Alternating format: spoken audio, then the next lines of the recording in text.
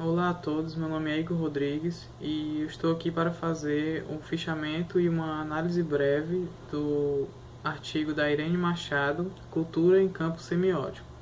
Bom, o primeiro tópico se inicia com a pergunta: qual é o lugar da cultura na natureza? E, antes de tudo, a autora dá uma definição do que é ecologia.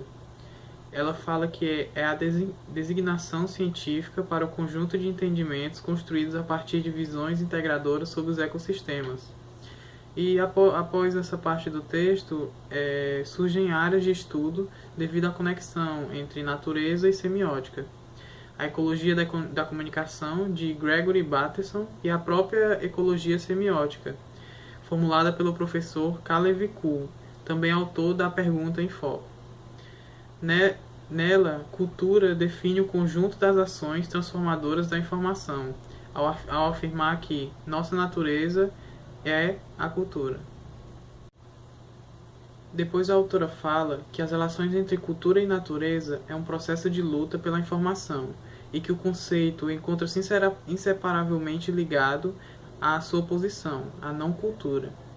Após isso temos o significado do tópico cultura e natura, que é o título desse tópico, onde ele define o estado de transformação qualitativa de percepções do alto-mundo da consciência responsiva.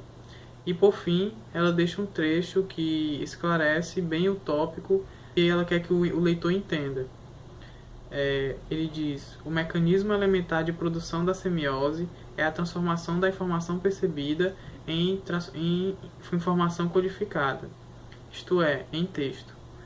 A cultura não é apenas um centro produtor de textos, como ela própria se manifesta como texto para o observador.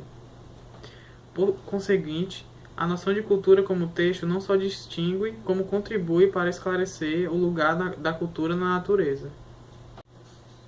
No tópico Cultura como Texto, ele mostra a importância do texto para o estudo, e a autora cita alguns exemplos de autores que já falaram um pouco sobre isso, e um deles diz que onde não há texto, não há objeto de pesquisa e pensamento, de Mikhail Befkin, no artigo O Problema do Texto. E ele também fala que quando estudamos o homem, procuramos e encontramos signos por toda parte, e nos empenhamos em interpretar seu significado. Mais à frente temos mais uma frase interessante, onde a autora fala: na verdade, a semiótica da cultura se ocupa dos textos e de seus mecanismos de semiose, que tanto constituem como sistema semiótico quanto desencadeiam formações interpretantes de leitura, o que, em última instância, implica a constituição do próprio conhecimento. Ao semioticista compete, pois, compreender não apenas a construção do texto, isto é, o processo modelizante de seus códigos e linguagens, como também propor a leitura do encadeamento de seus interpretantes. A autora fala que o texto da cultura não resulta de um único código, e que, para Yuri Lotman, todo texto deve estar codificado no mínimo 2 vezes, pelo código que apreende a informação e a transforma num conjunto organizado de signos, pelo contexto sistêmico da cultura historicamente constituída. Os textos são sistemas modelizantes. Enquanto tais desempenham tarefas para o funcionamento da cultura, ele é identificado em 3 funções: a função comunicativa, para a transmissão de significados, a função formadora de sentido e a função de memória da cultura. Para cumprir a função comunicativa, é preciso considerar o texto como linguagem ou realização de código. Para funcionar como memória, o texto se insere no ambiente da história intelectual da humanidade, capaz de unir e de regular comportamentos com vista a ações futuras. Bom, no terceiro tópico, espaço semiótico, logosfera e semiosfera, é abordado a relação entre cultura, mente, inteligência e consciência.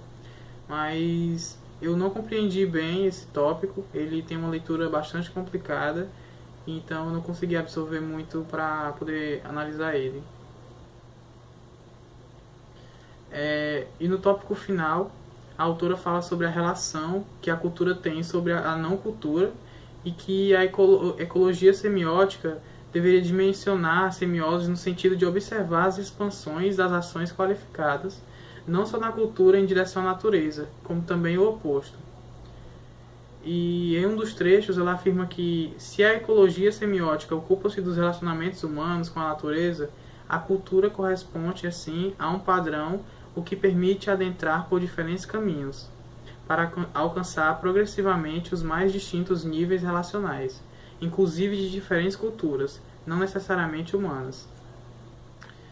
Bom, meu ponto de vista é que os dois primeiros tópicos eles são bastante são fáceis de compreender, e que os outros dois são meio complicados, não só pela a linguagem que ela usa, mas também porque ela não explica alguns termos e certos pontos eu não consegui compreender o que ela quis passar e acaba que parte do texto fica perdido. Mas o que eu gostei é que ela usa vários autores como para exemplificar e o que pode ajudar as pessoas a entender melhor. Ela dá vários exemplos também e também serve como referência para pessoas que estudam, que querem saber um pouco mais sobre o assunto, podem ir lá e consultar. Bom, é isso. Agradeço a todos pela visualização e até mais.